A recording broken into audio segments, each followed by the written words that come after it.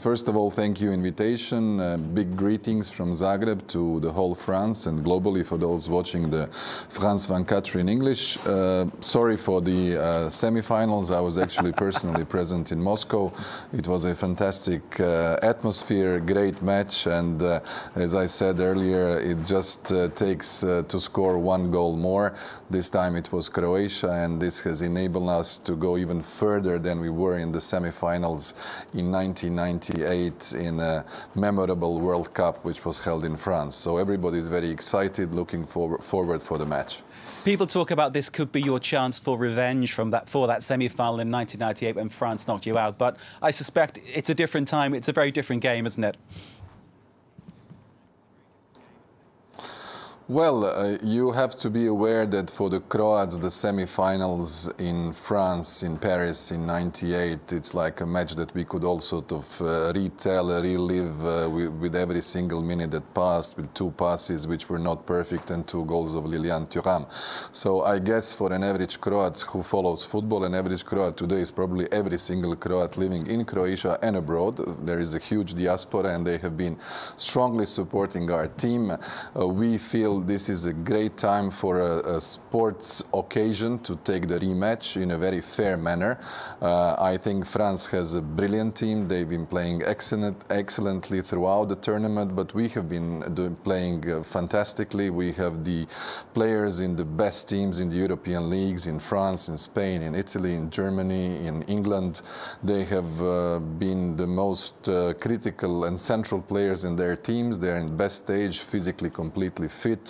Mentally concentrated. They have a great coach. Zlatko Dalic has managed to create a very coherent atmosphere among the group, and that shows. I was with them. There is really esprit de corps which you can feel among the Croatian players, and with the enthusiasm and support of the entire nation, our hopes are really great. I spoke with Slaven Bilic about '98, and obviously he spoke of the disappointment about what happened then. And Slaven Bilic, indicative of this knack you have in Croatia of creating great sports people. And it's not just this year, it's over the years. So I wonder what the secret is. How does a small country develop so many top-level sports stars? What's the Croatian secret? Well, Slaven Bilic certainly, both as a player and a member of the team from '98, and later on a national coach, trainer in England, is one of those talents that our system has managed to produce. I have to admit that there is a lot of talent in the collective sports in Croatia. We are obviously today extremely well known from football perspective, but we have for decades fantastic results in handball, in water polo. We are actually one of those basketball nations, and I think it is first of all the talent, which is not only imminent for the Croats but many of our neighbors here, and also the schools of trainers and the good work that somehow produces so many good players that later on make their careers internationally. So now we have the chance to have a generation where everything really was put at the right moment, at the right place, with the right atmosphere, excellent strategy, and the results are there. And I think the team is really focused on, and the most of all, which is really good for,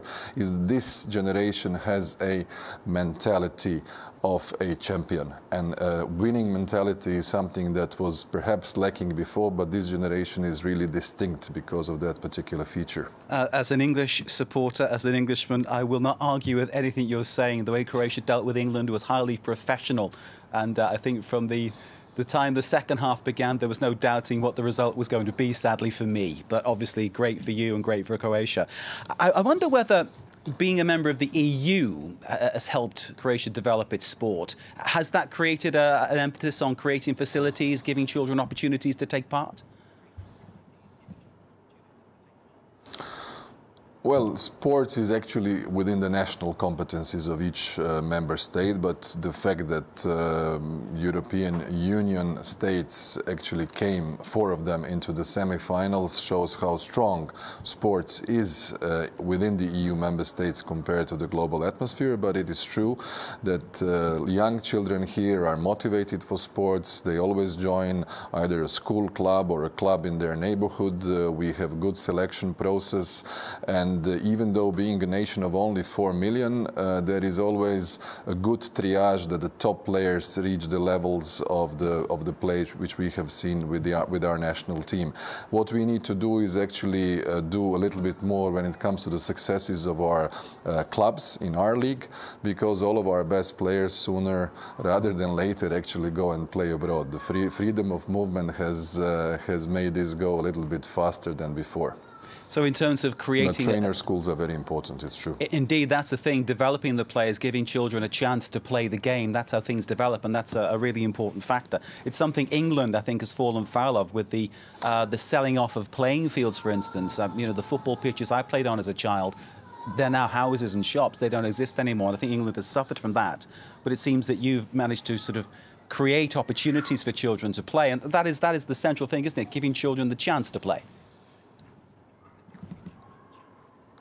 Yeah, we are actually contemplating even how to improve all our sporting federations, how to improve the system of financing, how to keep the kids really interested in sports, and how to give them a chance to attain the level of quality which then becomes recognized internationally, and it's followed by successes at various international championships.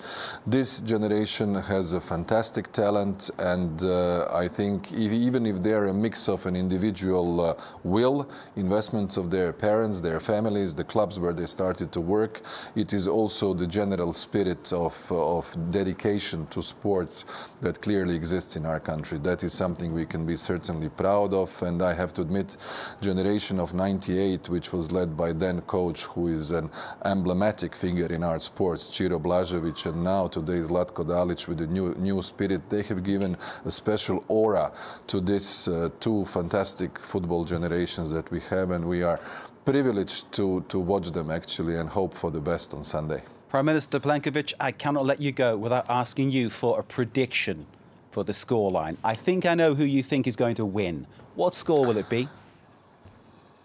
Yes.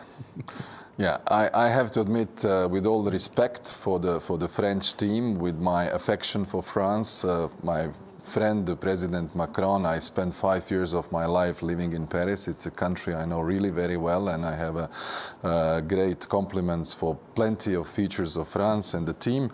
I'm here cheering for Croatian team for the historic chance to become the world champions, and I've already said in the semi-finals, the one goal could and will make a difference. I hope in this case for Croatia, just as 4 million Croats living here and all the Croats abroad, but also the countries in our neighborhood who are cheering for us and having identified them with the success of a nation of our size. Excellent. Prime Minister Andrej Plenković of Croatia, wearing the shirt with pride. Thank you for your sporting nature. Thank you for your insight. Exactly. And thank you for your time, most of all. I hope you enjoy the final. Thank you. Yes, we are living the Croatian dream, and we hope it will materialize on Sunday in Moscow. Fantastic. Thank you very much for this my hopes invitation. are with you too, and also with my French friends. All I can say is that may the best team win. Thank you very much, sir, for joining us. Absolute pleasure speaking to you. That was the Prime Minister of Croatia, Andrej Plenković, giving us his thoughts on the final of France versus Croatia on Sunday, of course. Full coverage, analysis and reaction for you, of course, on the day, in the warm-up, and, of course, afterwards here on France 24 in all our languages, French, English, Spanish, Arabic.